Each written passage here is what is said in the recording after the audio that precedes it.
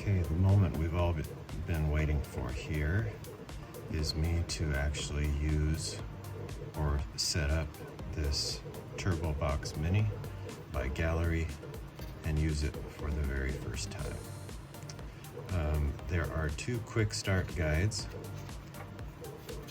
This thicker one, which comes in English, French, German, Italian, Spanish, Japanese, which means most of it from here on out is not used. So it's really only a couple of pages. But it seems that most of that is duplicated in this one, this quick start guide, which is longer, but it has pictures, so I think we're going to use this. But it also has different languages, so we're going to take our handy scissors. We're going to cut off these other languages.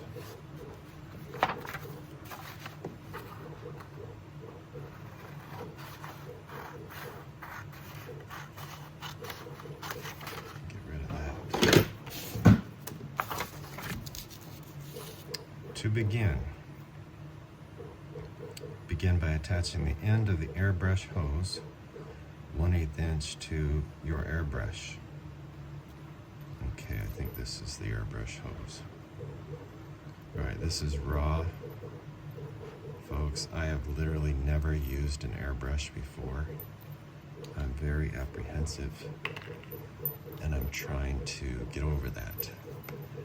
But I figured there must be somebody out there who is thinking about buying one of these, who's also in my situation, has never used one before, and wants to know in advance, before they buy it, what these instructions are like.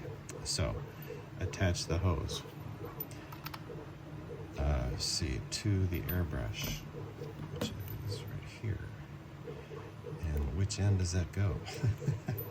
Okay, it goes on the bottom according to the picture. Thank goodness for the picture. Okay, to the air source. It doesn't appear that it matters which direction. And there is an O-ring in there, and you can feel that tighten up. Okay, attach the male part to the airbrush and the female part to the air source. They're both female.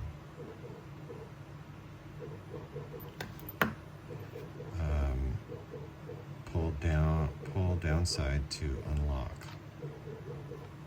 Pull downside to unlock. What does that mean?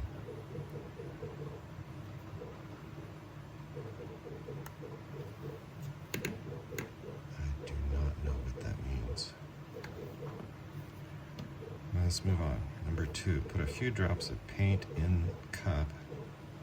Dilute paints to look like milk if needed before pour into cup. Put a drop or two of paint directly into the fluid cavity to get a better view. Yikes.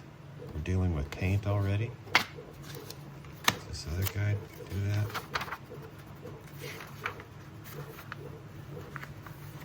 Connect to power. Okay.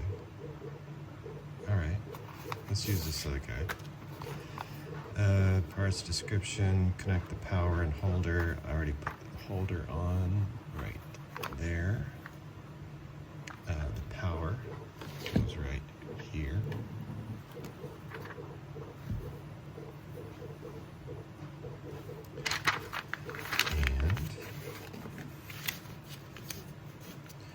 And then I plugged in the hose on both ends. On standby, long press, power on. Long press the knob to turn on the unit. It will restore the previous settings. Standby while powered on, the long press the knob to return to standby mode. Okay, we turned it on. And then long press to return to standby mode, which seems to be basically the off button. Okay. Working mode. Short press to recycle through low, medium, high levels.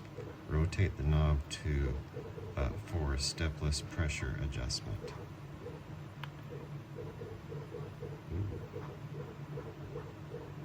Okay.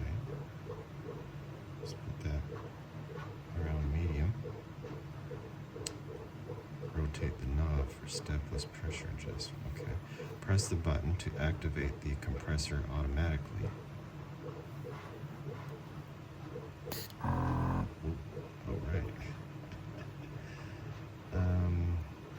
Which end is which? I'm telling you, folks, I really don't know what I'm doing. Press the button to activate the compressor automatically. Release the button to stop the compressor automatically. Shut down pressure, working pressure. Okay, I think this is the front. And apparently you're supposed to be super careful with the needle in there, but it's not exposed, so I think we're good. Okay, pushing it down. Press the button to activate the compressor. Oh, look at that. That turns it up. Okay. Release the button to stop the compressor. Okay. Unit mode adjustment. Normal mode, compatible mode. Normal mode suitable for most airbrushes with 0.3 millimeter nozzle and above. Compatible mode is designed for small flow, small nozzle airbrushes, prevents frequent start-stop cycling of the compressor. Within 5 seconds after powering on the pressure unit, indicator will flash, rotate to switch between the bar. Once to confirm and long press to start the compressor. Okay. Within 5 seconds after powering on pressure, indicator will flash, rotate. Okay. Alright, so this is the switch right here. And normal mode is the open circle. The closed circle is compatible mode. We're just going to stay normal. How's that? And down here, it says double click the knob to display the temperature and rotate to switch the unit. Double click again to return to the pressure display. Double click. Okay, there's the temperature. There's the Fahrenheit. There's Celsius. Okay. Double click returns. High temperature warning. When the temperature reaches 85 degrees Celsius, the indicator light flashes. It is recommended to stop operation and allow the unit to cool. When the temperature reaches 90, the indicator stays on and the unit shuts down automatically. It will turn to standby after cooling. And the rest is Greek to me. So, get rid of that. And back to this. So here it said to put in paint, but gosh, that doesn't seem like the right thing to do.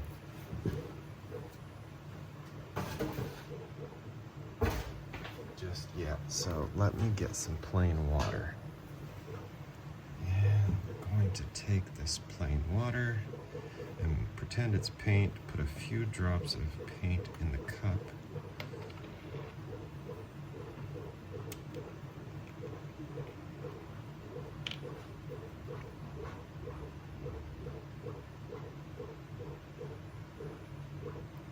Okay, 10 drops, we'll call that a few.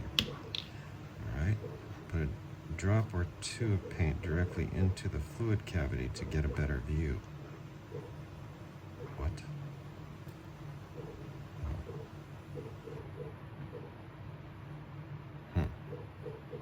Not sure why I need to do that. Start airbrushing. Turn your compressor on, press down the main lever to release airflow, and pull back to release the paint flow. Okay, so we're going to take these German instructions and we're going to pull back. Press what? Press down the lever, release airflow, and pull back to release paint flow.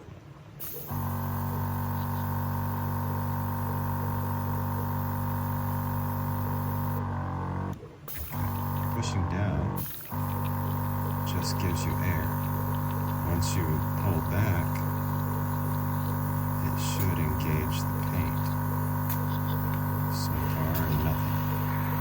Give it some sputtering.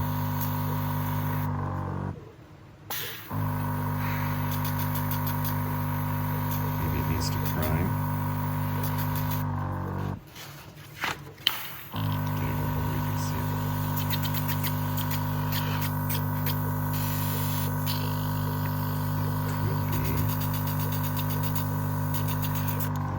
about enough water in there, so let's put a bunch in.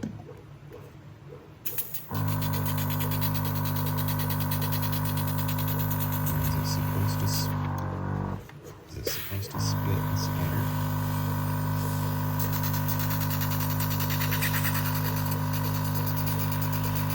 Guys, I don't know if it's supposed to do that. Maybe. It doesn't feel like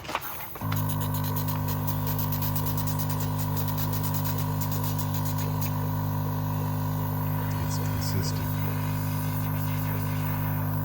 don't know what the problem is, right? Okay, look. I did not have this front. I just took it out of the box. This is the way it was. I did not have that tightened, and once I did, it seems to spray consistent. Look at that. Okay. And the water is gone. All right. Turn the preset fluid control knob, if available, can control the retracement of main lever.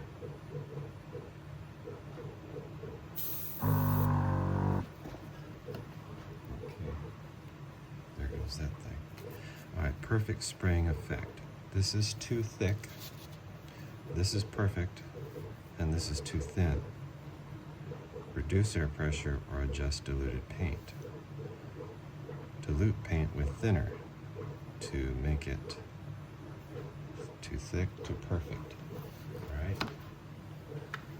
I got this airbrush thinner. Okay. Put a couple of these in here. 1, 2, 3. This.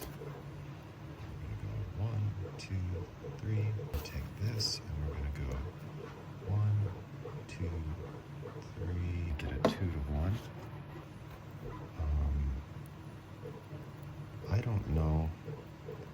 Are you supposed to mix this somewhere else? Or am I mixing it okay? Is it okay to do it right in here? And from what I've seen, you don't want it too thick. So let's go ahead and spray it. Oh, and I got my mask. I do have my mask. I don't have a respirator. No respirator, no paint booth. That is not typical of me to not go all out from the beginning before I even know what I'm doing, but I'm trying to play it safe here. All right, so you push down on the lever. Push down, that gives you air. Push back, that gives you paint. Now there must be a way to hold this, right?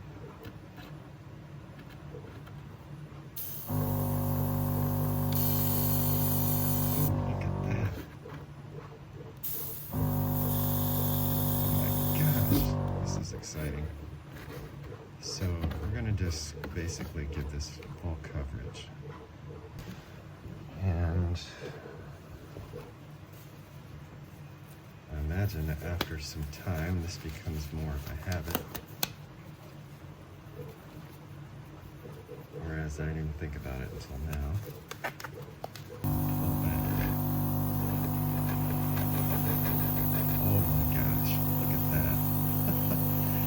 It's much better than a spray can because it is, I mean, you can see how big this model is and how delicately this is applying the primer. I mean, and you can get right in there, get close, and look at that, it's not crazy. And I do smell the paint in the air, but it's nothing like what a spray can would do. I can tell you that. spray can you would never consider doing at your desktop. Like this, you would definitely do it outside. And when I get my paint booth, I'm going to ventilate it outdoors.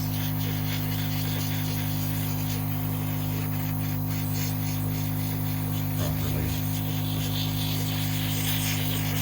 For this first go, I didn't think that was totally necessary.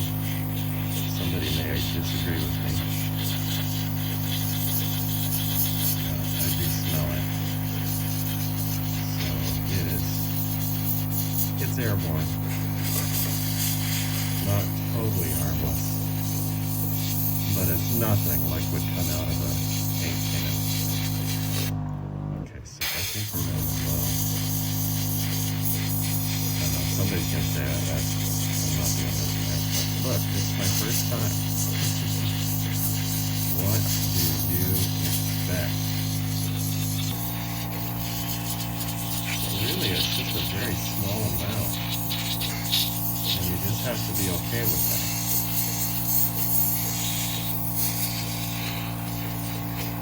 But I'm going to go full speed and see.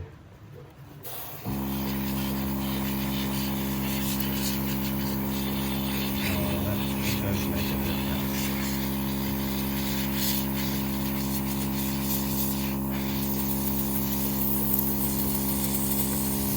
I don't know what the deal is.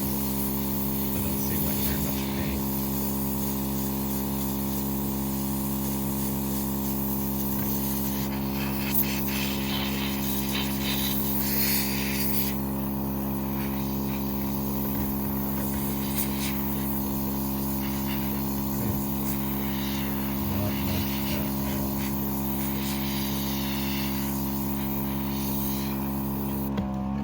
Alright, what am I supposed to think about that?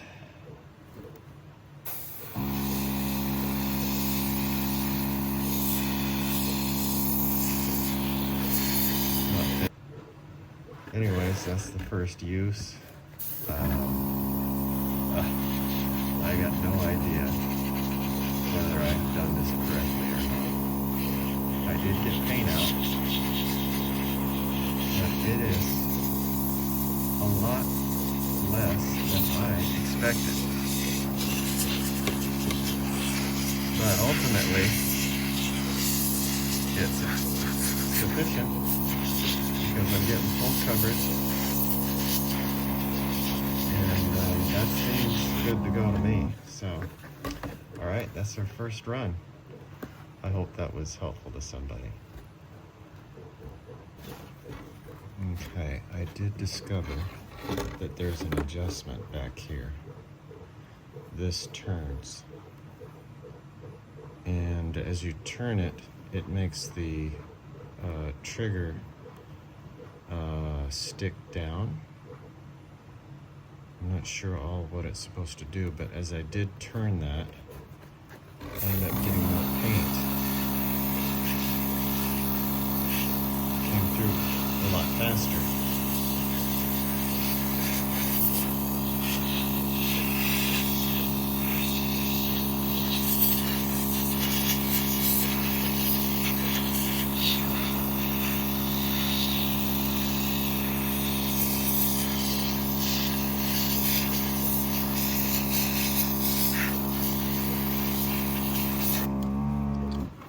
So that's good.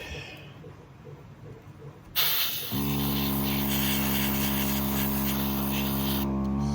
let's call it good for that. But this is my first use, and it went well.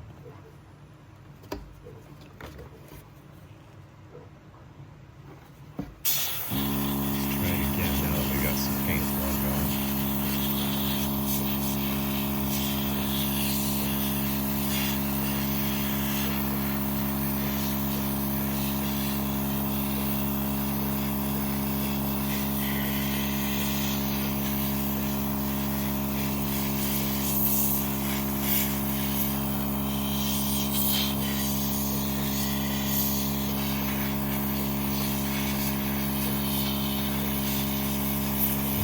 very thin. Perhaps thinner than it's supposed to be, but I don't know. I guess I'm okay with it right now. But I like how even having it thin like that gives you some built-in shadows.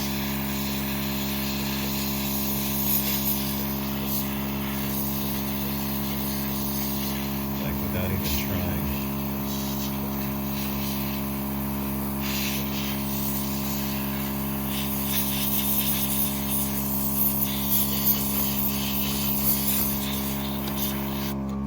That's kind of cool, all shadowy.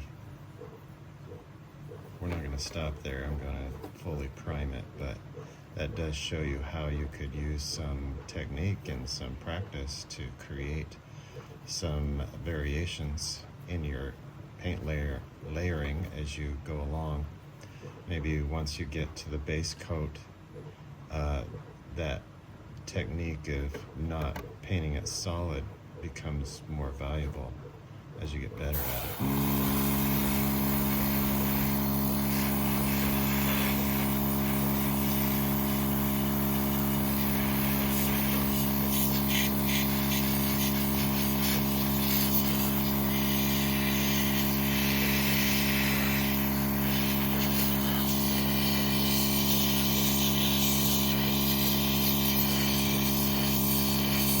Some of you are going to see this and be horrified,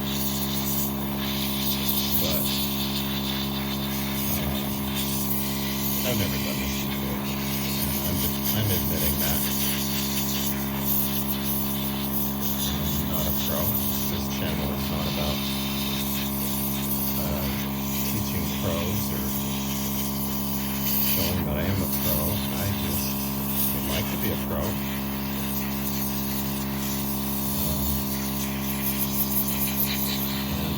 Always envy those who could do things like this.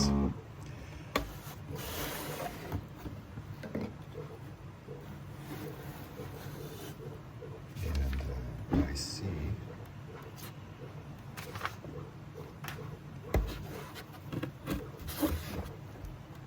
I got a little piece of support material under there. I gotta get that out. But that's how it's going. I need to get the paint to be thinned properly and get it to flow properly, but that's how we are so far, and I think I'm really going to enjoy doing airbrushing. I just love how that turns out without being a pro with a paintbrush.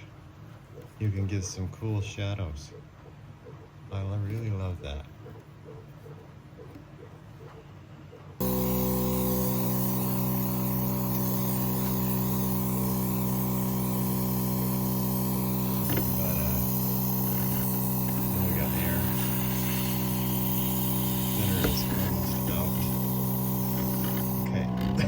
Then to take it apart, you unscrew this and unscrew the back, take the needle out, and you got to watch apparently that the needle doesn't fall on the floor or get damaged, because that is the key component that keeps this thing running well.